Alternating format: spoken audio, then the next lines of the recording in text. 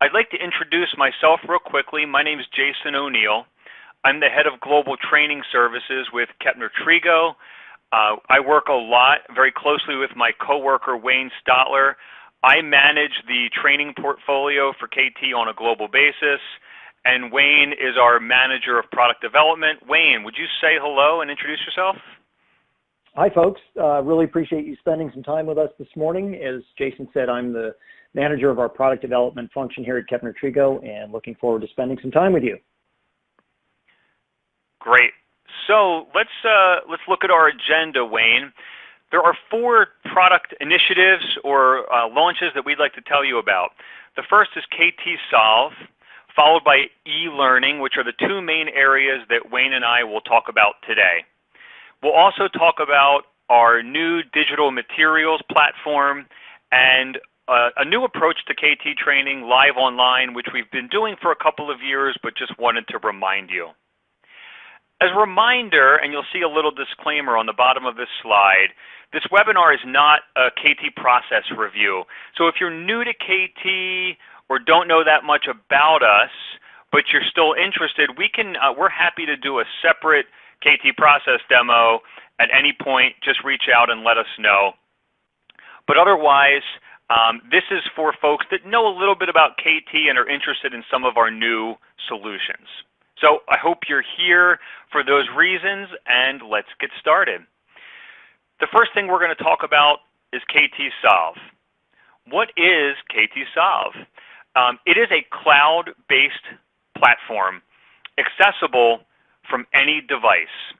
Basically, you can go in and use KT's process, whether it's problem analysis, decision analysis, situation appraisal, or anything else, from your phone, iPad, or PC through the browser of your device, so it's not an app, and access your records from anywhere. The cool thing is you can access those records while you're online, and also it has offline access in case you have to go somewhere without internet but still want to access the records you've produced. The platform will allow you to collaborate with teammates or work groups or people across your organization. And we'll talk a little bit more about the different options for KT Solve, but basically there is a free light version available for all learners of KT Process. And we are very happy to give you access to KT Solve, and I'll show you how to do that in a few minutes. And in the meantime, we're going to do a quick poll question to get us started. And I'm starting the voting right now. And the poll question will show up on the lower left portion of your screen below the presentation. And it asks, do you use a technology tool for tracking issue resolution at your organization? When you're looking through the answers, there might not be one that's perfect. Choose the one that's closest to the type of issue tracking you do in your organization. And without further ado, while you're voting, we appreciate that. We'll come back and review the results after Wayne comes in and does his first KT Solve demo. So hopefully, Wayne, you'll be able to grab the screen here, share your screen, and here's our first made-for-TV demonstration. So go ahead, Wayne, if you can do that. Thank you, Jason. Appreciate that. So I just want to check and make sure that you can see my screen there, Jason. Are you able to see the KT Solve homepage? Beautiful. Yes, sir. Perfect. All right. Well, good. Thank you very much, by the way. Yeah, the As Seen on TV demo, you'll really like the intro for the second one. That's something for you to look forward to. So as Jason described, this is a web-based tool for gathering information and organizing it and using it in concert with Kepner Trigo's analysis processes, so that you can better solve problems, make decisions, plan ahead for complex situations, etc. Now, those of you that are used to and have been exposed to Kepner Trigo's processes will recognize the icons that are on the middle of that page. So red for problem analysis, green for decision analysis, etc. We tried to keep the interface here, the homepage, pretty straightforward, and this is the first thing that you see when you log in. You'll notice also on the left that there are some menu items. You can open and close that menu depending on the size of screen you're working with and what you'd like to have visible at any given time. And on that screen, there's an opportunity, if you'd like, to provide us with ideas for additional enhancements, give us some feedback. Also, some frequently asked questions about things like reporting. I'll show you that in just a minute. Error messages, offline work, whatnot. So the idea behind this is that when you go into each of these, they're their own separate little sub-application for problem analysis or decision analysis. Let's take a quick look at problem analysis. And you'll notice that, again, there's a left-hand menu, allows you to do some things like launch a new record, take a look at a log of things you've worked on. I want to show you that pretty quickly just to show you. And I've got a number of things that I've worked on over time, different problem analyses, if you will. But this Look at all those PAs you're doing. Look at all those PAs you're doing, Wayne. Lots of use of process. But the idea here is that over time, as you build your catalog and inventory of the problem analyses that you've done, you can come and take a look at them here. There's sorting and filtering functions for you to be able to find things rapidly, search function, whatnot. It's also access to the KT problem analysis process card. So for example, if you say, gee, I need to really remember what that third when question is around life cycle and how that's phrased because I want to get that information right. You can come and take a look at that. When you launch a new record, it opens a screen that allows you to enter the data. And these are all structured fairly similarly, so I'll kind of show you the structure of problem analysis, but this structure is true for all of the other processes as well.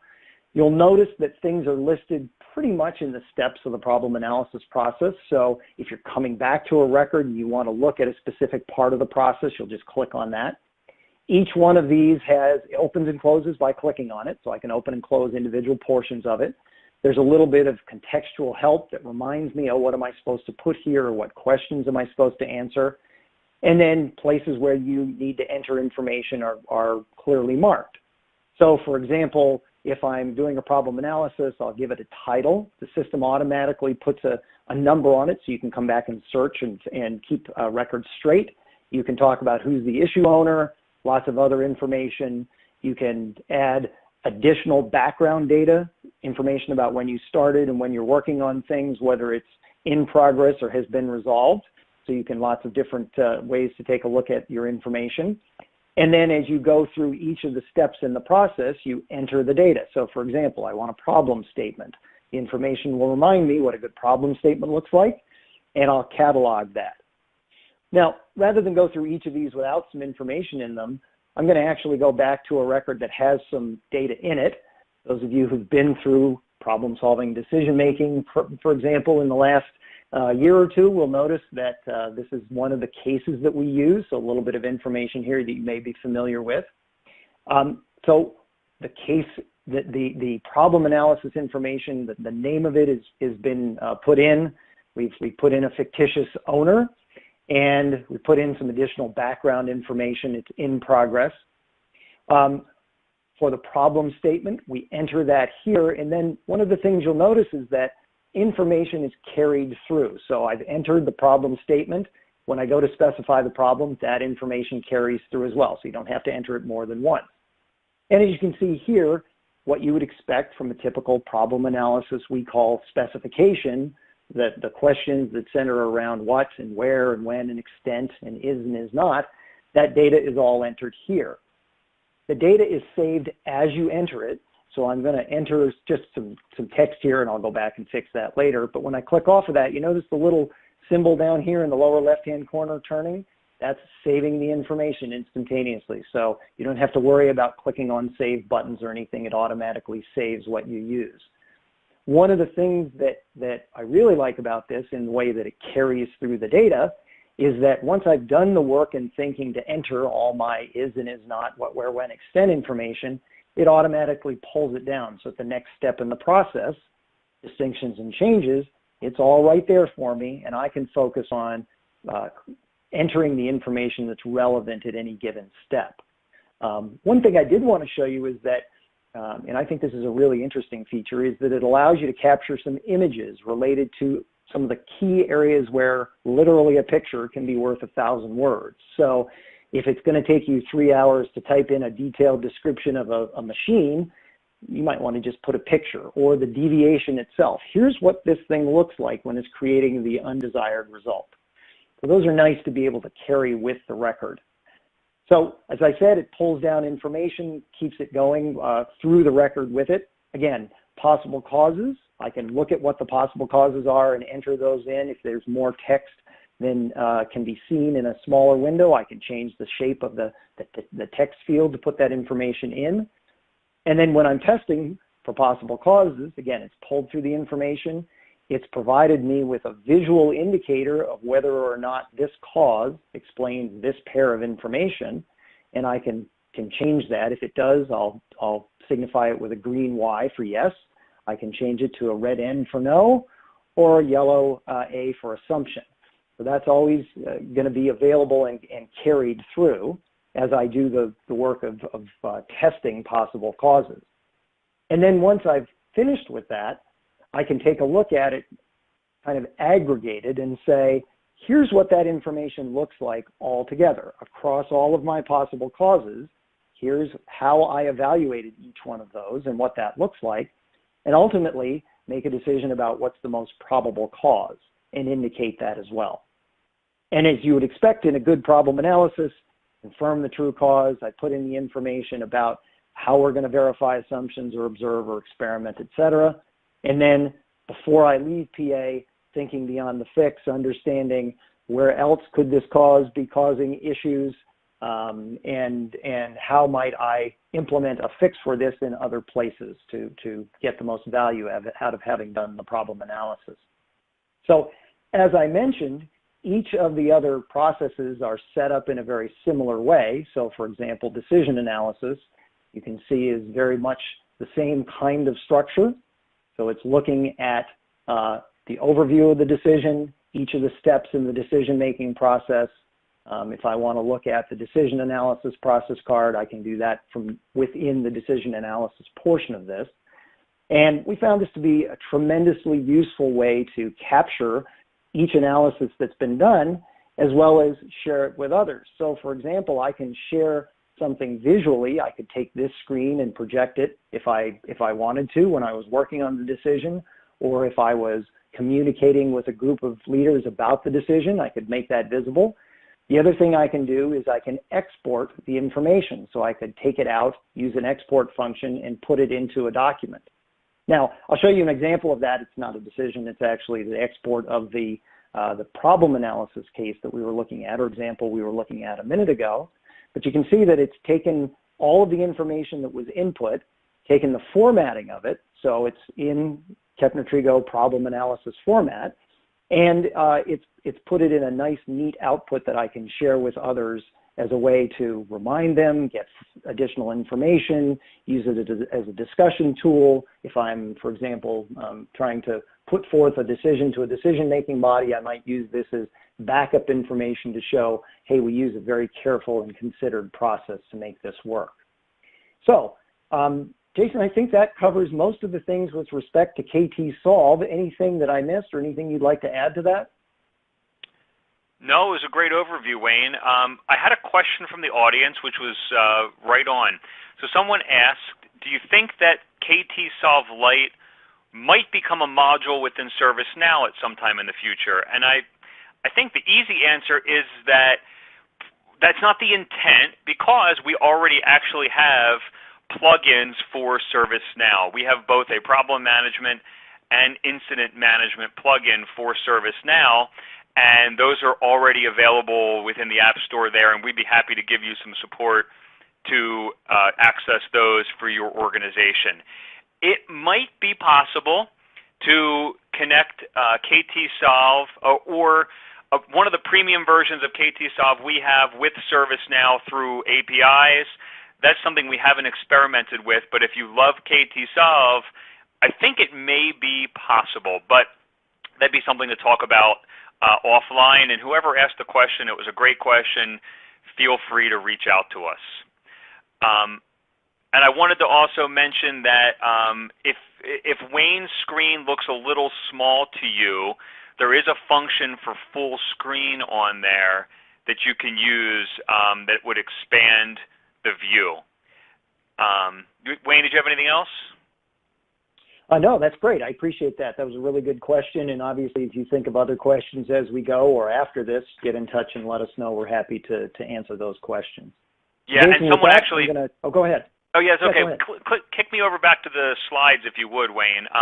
Someone then actually asked a follow-up about Remedy. Remedy, a close competitor or comparison to ServiceNow. And different answer for Remedy, so we don't have a plug-in specifically for Remedy, but we would be happy to talk about connecting KT-Solve data and Remedy ITSM. So if you'd want to reach out to either Wayne, reach out to me. We'll provide my email address in a follow-up email, or you can always reach me at joneil@kepner-trigo.com if you want specific questions related to that. Thank you for the questions. Those are great. Wayne, the poll question came through, and it looks like about 43% of the audience uses a service ticket tracking tool like ServiceNow or Remedy as their primary issue resolution tool. Second closest, probably not surprising, is Excel, Word, or Paper, which is familiar for a lot of the clients we've worked with. Not many people using a root cause analysis or cause mapping tool or, something similar for environmental health and safety. So it does look like there is, within the audience, a group that may be able to benefit from the features of KT-Solve as a root cause issue tracking tool, especially if you're working in Excel, Word, or Paper and want a much better way to collaborate. Let me show you a couple of extra things about KT-Solve. So what we showed you on the lower left is KT-Solve Lite. That is a free version of the tool that everyone will get access to, no problem. But that is a user instance only for you. Your data is stored in the cloud, but no one else can see it. The only way to share the data is to export to Word and send it to someone else. If you really like the features and functionality of KT-Solve Lite, but would love to collaborate with a team, then KT-Solve for Teams would be for you. What we would do is set up a specific cloud instance of Solve for Teams for you, your team, your organization, and then only folks from your organization would be able to go in there and use it. You could see each other's records. You could collaborate on root causes you were working on or decisions you were making. And we've tried to create an affordable way to set up your own platform for the number of users that you need. So if you're interested in, once you've used KT-Solve Lite and you get used to the functionality, we're happy to talk to you more about the premium version Solve for Teams. There's also one version, additional version called KT-Solve for Operations. KT-Solve for Operations takes basically all the best features of Solve for Teams and adds in dozens of other in-app features or different apps that are already built into the tool that you might want to use for different types of problem solving. So there's actually a project management app, and there's an 8D app, and there's all sorts of different apps that are already built into the platform, and we could give you a whole laundry list of 40-plus apps that would be available to add into the different features of KT-Solve. And we've developed this through a great partner that has some great users out there developing these apps. So we want you to check them out. But you can see the differences between Lite, Teams, and Operations, with the biggest differences being between Lite and Teams. The cool thing about the Teams app is that this platform we've built Solve on allows you to do zero-code customizations.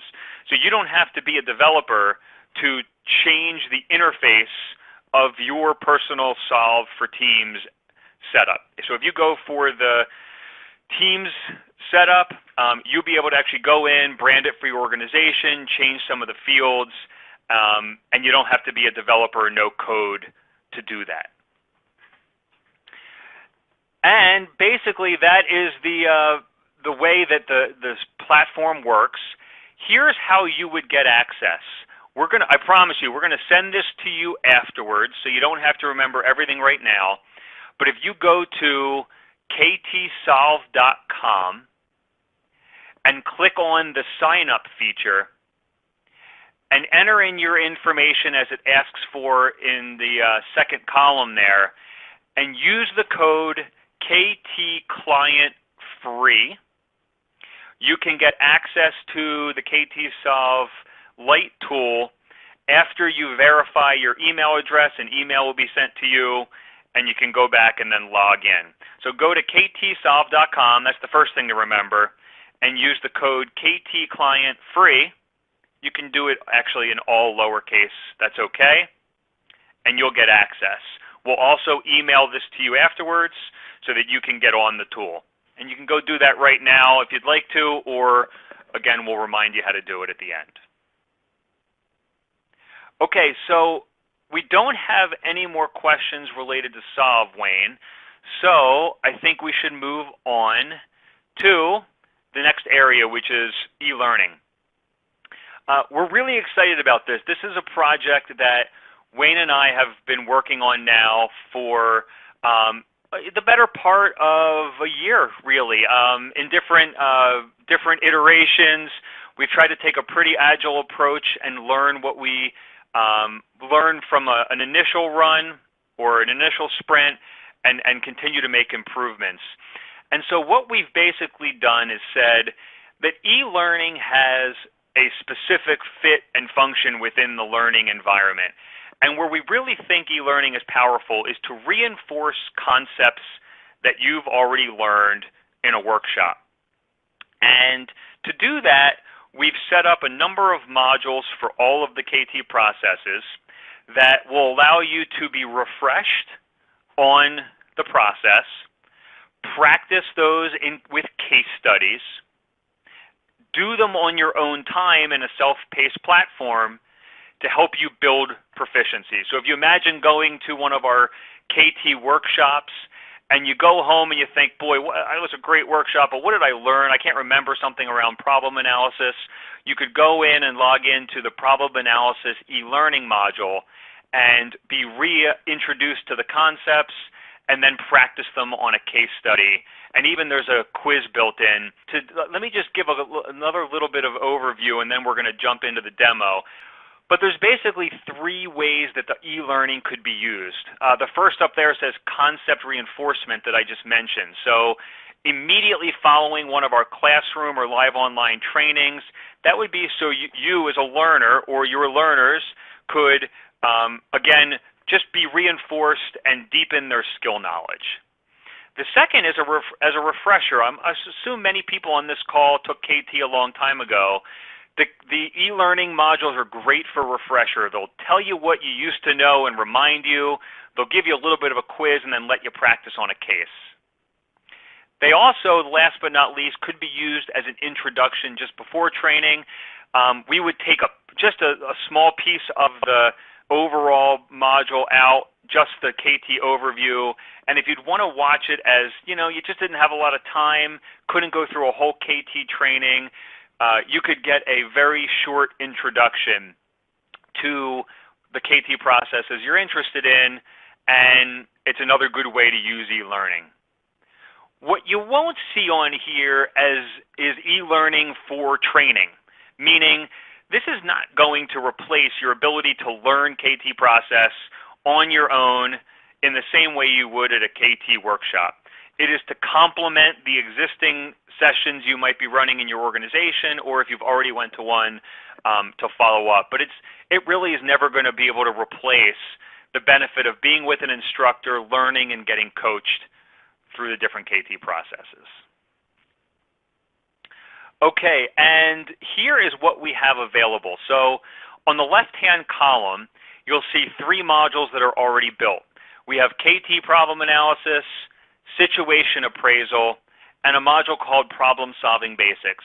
The PA and SA ones should be pretty self-explanatory. They are the overviews of PA and SA. Again, concept review, quiz, and case practice. Problem solving basics is a little bit different. what we wanted to do is look at the whole problem-solving ecosystem, all of the different tools out there, from 5 Whys to Fishbone, Six Sigma and Lean, 8D, and many other tools, and talk about how they all can work together effectively as they relate to KTPA and each other. And this is about 60 to 90 minutes of content and gives you a really good overview of all these different tools and how they can work effectively together and the types of problems that they can solve. We're pretty excited about that module because we always get the question, I already have Six Sigma, why do I need KT? And we try and help answer those questions. I think, Wayne, literally within a couple of days, the KT Decision Analysis Review module will be completed. So that's pretty much good to go. And Potential Problem Analysis, PPA, will be ready no later than the first couple of weeks of January, hopefully by the end of the year. And so these are the 5 that you can have access to. These are not free, unfortunately. These are part of a package that we could work with you on depending on how you want to use them. Are they just for you? Are they for a group of learners or for your organization? And I recommend reaching out to Wayne and me again, or to your relationship manager with KT, who'd be happy to help you out to set up your teams to go through these modules, depending on where they are in the learning process.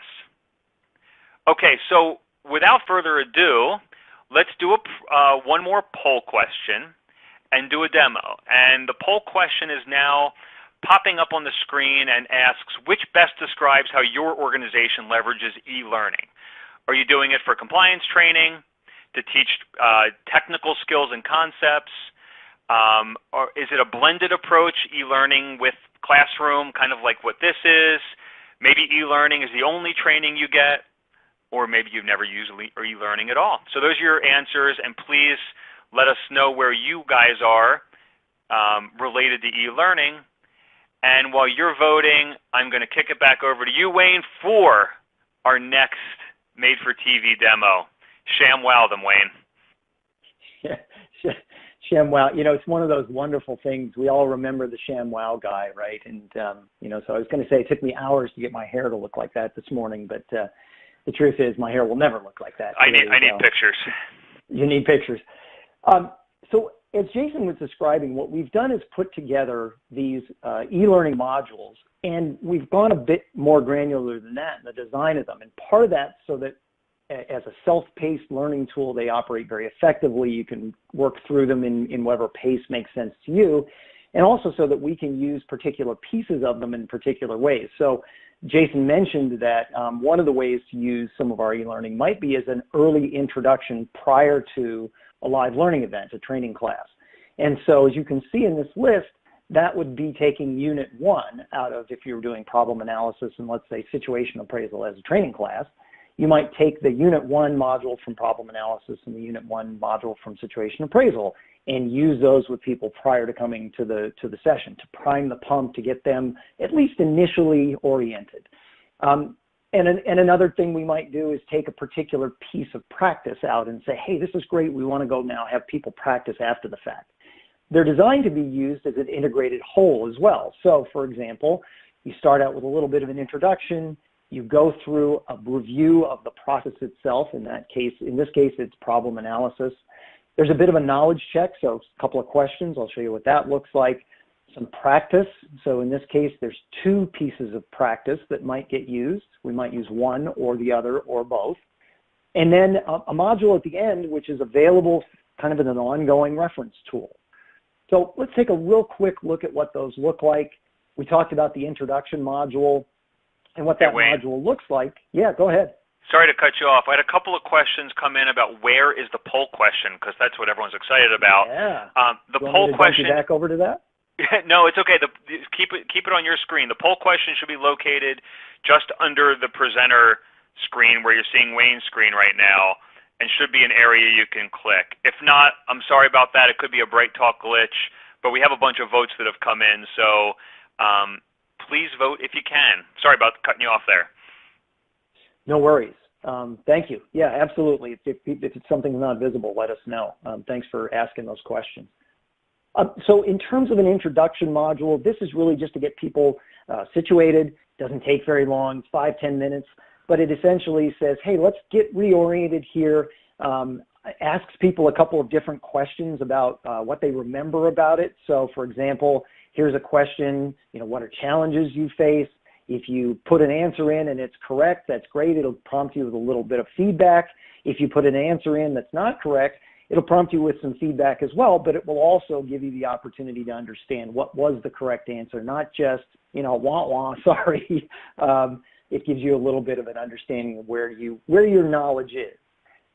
At that point, you're ready to start the first module, which is more in-depth around the process. So it's going to remind you what the steps of the process are, what the different pieces are, what questions you ask. Here's an example of a page in that where we're talking about specifying the problem. Designed to be pretty interactive, so learners are rolling over things and getting pop-ups. In this case, there's some information. If you don't remember the difference between is and is not, that kind of pops up. If you'd like to get more, a bit of a reminder of what the process questions are, a little bit of an interactive tool that will show you what each of the different sets of questions are for what, where, when, extent, and is not.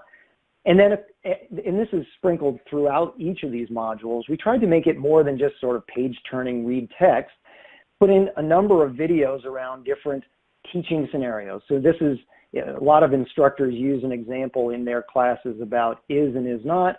Hey, you go into a room, you turn on a lamp, and you can't hear the sound of this. Obviously, there's sound that goes along with this. A narrator saying you try to turn on the light, you think about what could be causing it if it doesn't come on, you do some comparative things, and before you go nuts and call the power company, go test the switch, those kinds of things. So trying to make it a bit more interactive, interesting. The idea is to walk you through, as you can see from the menu here, the steps of the process, remind you of what each of those steps are. Stop at certain points and ask and answer some questions. So it's testing you incrementally as you go. Not a big, multi-question test. It's just a quick, hey, did you understand this kind of a question? Very similar to the one I showed you before. And when you're finished with this knowledge module, then you go on to a check. And so the check basically consists of, in this case, 16 different questions related to PA. And just like before, you're answering questions and getting some feedback. So in this case, you're saying, oh, well, maybe it's test and confirm. Let's see. Nope, that wasn't the right answer. So it gives you feedback about how you did. And at the end, it gives you a score, gives you an opportunity to go back, answer questions over again if you'd like to, really brush up on your knowledge. The practice units are set up so that they provide you with a scenario, and then you get to act as a helper in the process of applying, in this case, problem analysis. So this module is about a pharmaceutical company. They've released a product, there's some tablets, they suddenly discover, hey, some of these tablets arrived and they're damaged and we don't know why. And your job is to use problem analysis to help find the cause of this issue. There are also tools baked in. You can go, download the process card if you want to use that as a reference tool while you're doing the case or doing the scenario. You're provided, again, with lots of information, either in printable form, so you could print out a PDF of all the information, or you could watch a video. So in this case, it's a video that talks about, hey, we manufacture these pills. Here's what they're called. We ship them around the world, and we're having all kinds of issues. So it's providing you with the background. And then what you're doing as a learner, as a user of this module, is you're working with an individual who acts as a bit of a coach as you go to solve the problem of the cracked tablets. There's hints that show up along the way. Hey, here's something that you can think about while you're trying to use problem analysis. And as you go through the course of this, the idea is to build a full problem analysis using this scenario, testing your skills, answering questions. By the end of it, you've understood what the cause of the problem is. You've gotten some coaching on how your use of problem analysis was, some things to consider as you go down the road. The other practice unit is around a case that, again, many of you may recognize depending on when you went through problem solving and decision making, or another KT workshop around flight attendants that were flying on airplanes and suddenly getting red sweat. So again, there's information that provides you with the backstory and a little bit of an interesting format. Hey, the doctors are all confused. We don't know what's going on. There's red sweat on our flight attendants. That's not a good thing. Here's how many have them. Lots of information about background information on what's going on. And again, your job is to use the problem analysis process to find the cause of, in this case, the red sweat on the flight attendants. At the very end, there is, and I'll go back to the beginning here and just remind you of what the different unit pieces are that make up the problem analysis e-learning module. There's a piece called On Demand. That's really there for you to reference as time goes on. When you come back in a day, a week, a month, and say, gee, I'd really love to remember or be reminded of a portion of this process, come back into this module, and you can say, right, what I really want to understand is how to evaluate possible cause. I need to remember what the steps are. I need to remember, gee, there's only 3 answers when I'm doing testing, and I have to be really careful about that. So you can get more information about that and what the answer to that question is. Meant to be interactive. Again, there's the idea of a scenario where how would I understand the best use of problem analysis? Another example that often instructors use. So this tool really is there to be accessed at almost any time in the future where you can say, I really want to remember how to do this well. I'm working on a really important problem, or I'm working with a group of folks. I want to guide them a little bit, so I need to make sure I get my questions right, make sure that I've got the questions and the process in the right order, and you can come back and reference that. So kind of coming back up to the summary level, Jason mentioned 3 uses for this, and I just want to reinforce that. One is around, reinforcing learning. So within some time period, relatively soon after people have attended a workshop, they can go through this, right, I remember that now. Now I'm a more effective user. Second use is around refreshing. So that may mean it's been quite some time since you went through problem analysis or decision analysis. I really want to get my feet back under me, get my process juices flowing. And then the third one would be to take component pieces, and I think Jason mentioned, the content piece of this, the Unit 1 portion, and use that as a way to prime the pump going into a training course that's coming up at some point in the near future.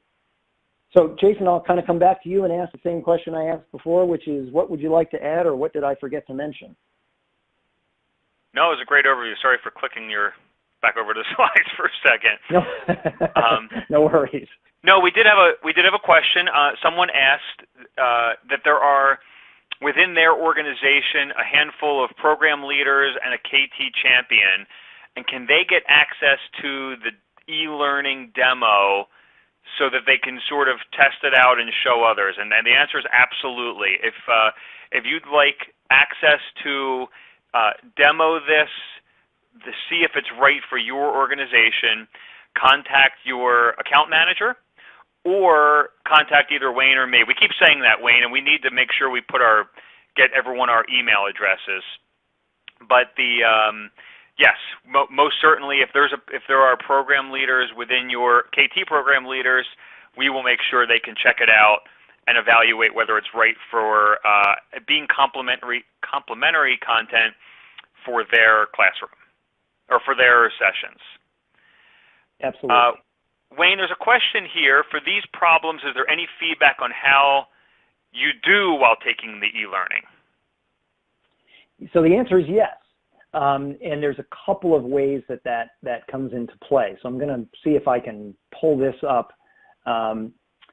End of unit summary, and see if this will show it. Now, since I'm partway through this module, it may not show what our results were.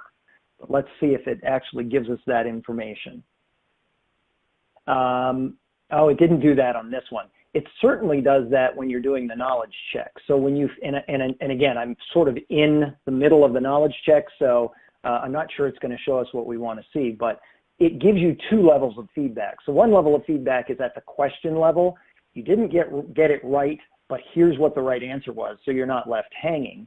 And then at the end, it will tell you, oh, you've gotten 11 out of 16, the math is going to escape me here, 67%, would you like to try again? So you do have the opportunity to see how did you do overall, and then circle back and try again if you would like.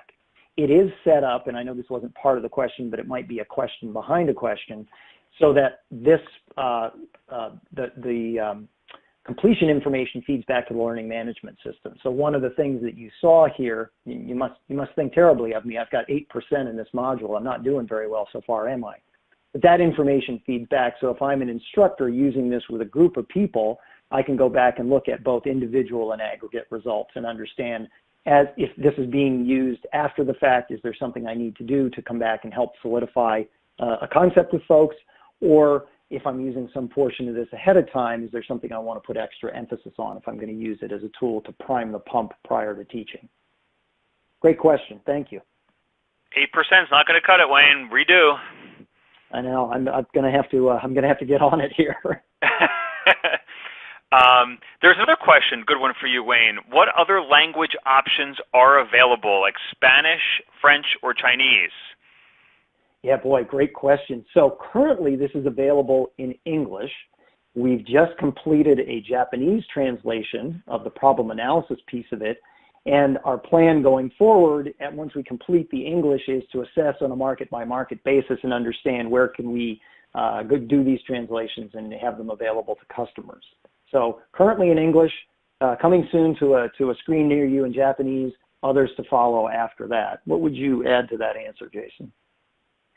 I would say that if you have specific language needs, those always help, let's just say, move us along in terms of the translation of them if we know you're interested. So definitely don't hesitate to say, I know I have learners, there's this many, and they need Portuguese. Okay, let us know. But generally speaking, that's always helpful to really get feedback from you about what languages you're interested in. Absolutely. Good. What other questions? Yeah, and I just sent out an announcement. I don't know how, I'm sorry to say, I don't know how you see it, but I put our email addresses in the announcement, so you can email Wayne and me or your account rep. Someone said, Wayne, that Mandarin would be very helpful, so we now know Mandarin would be helpful, so let's keep that in mind. Will do. Yeah. And I've sent out our email addresses. So I think that's all the questions I see right now. Please keep your questions coming. And I'll take back over the slides. There you go. And I'll go work on my hair again. All right, well, here's our last and final made-for-TV shout-out, which is, but wait, there's more. There are 2 products that we know you just can't live without.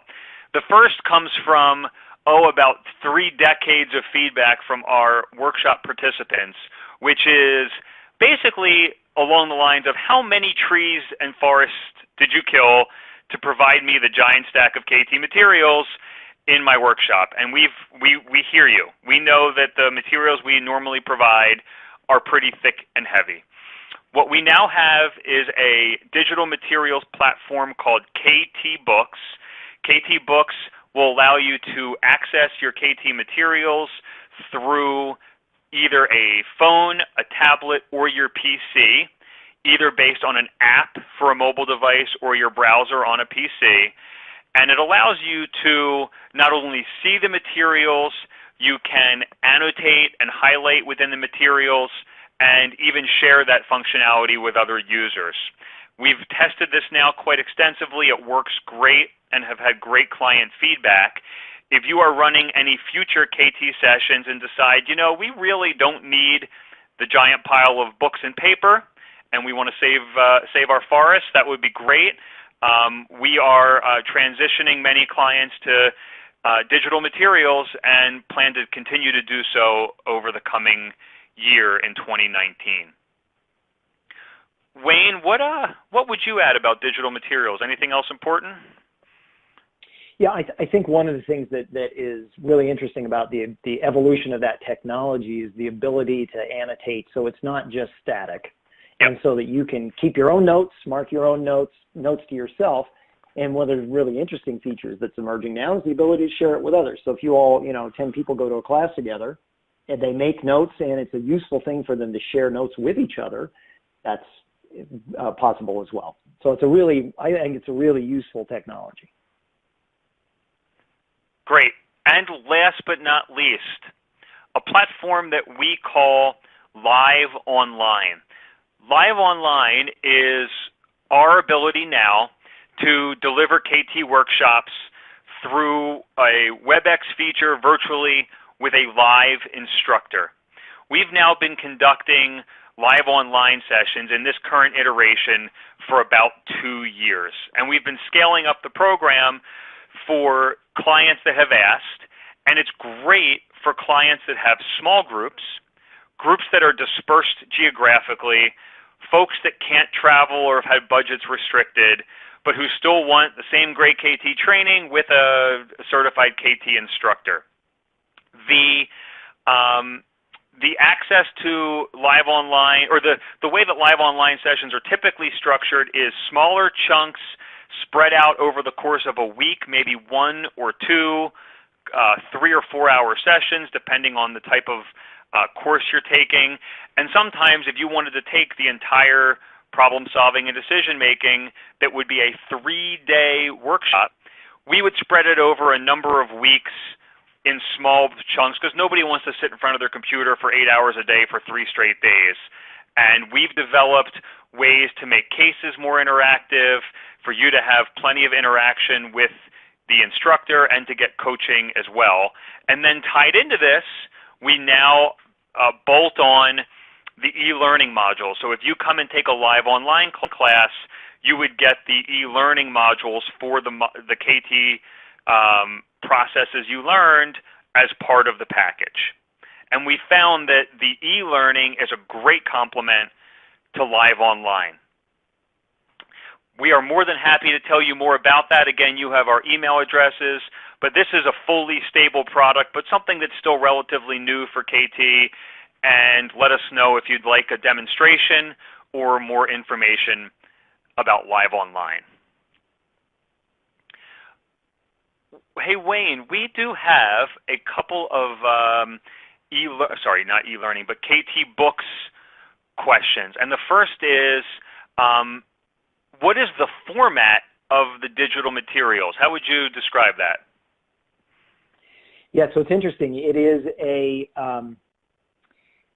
boy, I don't even know what the extension of it is. It's not a .pdf or anything like that, because you're able to annotate on it. It's proprietary to the platform that we use called KT Books, and it's essentially taking the content that you would see in, for example, a notes and reference, turning that into a digital equivalent in which you can turn pages. It has a table of contents so you can rapidly get where you want to go. I'm not sure that answers the question, but that's essentially how it looks and works. You view it in a reader, an on-screen reader. You have a bookshelf that allows you to access different components. So if you have, 4 material pieces that you would use in a workshop, you get 4 things on your bookshelf, and you can access them separately. Great. I think that's right. And I think the confusing thing is this is not a file you can download on your desktop. This is something you access through a browser or app. So it's not really like a format, like Wayne said, PDF. Correct. Yeah. Yep. It requires a reader app. Yep. Great. Question I'll take, Wayne, which is, will digital materials be available for courses previously provided? That's a great question. So the intent right now is that so we were not going to distribute digital materials to everyone who had ever taken KT classes before. There's millions of you. But if you have a specific need and would really like your digital materials for a class you took, reach out again and we'll talk about what we need to do to make it happen. There may be a fee involved, because for every person we put on the digital books, there's a cost for us. So let's talk about that. That wasn't what we intended, but we're more than happy to provide you the materials that can be helpful for you. So no problem. Let us know. Wayne, our instructor, so this is for program leaders, for people that teach Kepner-Trigo. are instructor reference materials included in KT Books?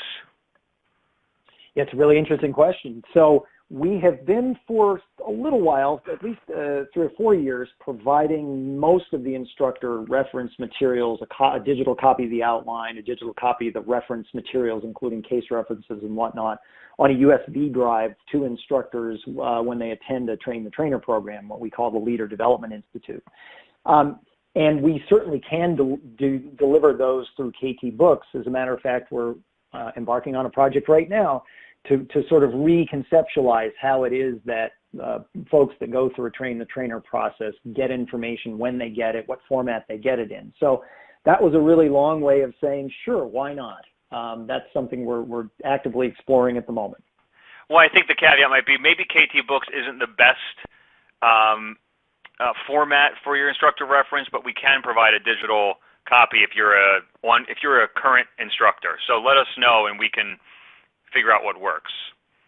Yeah. Yeah, great. So for those of you out there that love the donut case, does the KT Books work for a donut answer book replacement? Wayne? Oh, well, maybe. It kind of depends on how you're going to use it. So I'm going to extrapolate a little bit from that question. I can envision the question might be, hey, that would be really cool to have on a tablet that I could then go around the room and click on something and show a page to a learner and then move on to the next learner. That's certainly possible. The sort of downside of that is that it doesn't leave behind the slip with the learner, which is one of the things that the paper book does. So that's answer one. Answer two is it something that we could provide that you could kind of print out your own slips from? I don't think we'd intended to use it that way, but it's something I'd want to think about the practical element of it just to see if it made sense. I don't want to make more work for instructors than necessary. So I hope that wasn't an overly complex answer, but that's my initial thinking. Well, yeah, and Wayne, let me give a different spin on it. If you are interested in doing the donut case in a slightly different format, we've restructured the donut case to suit the live online audience.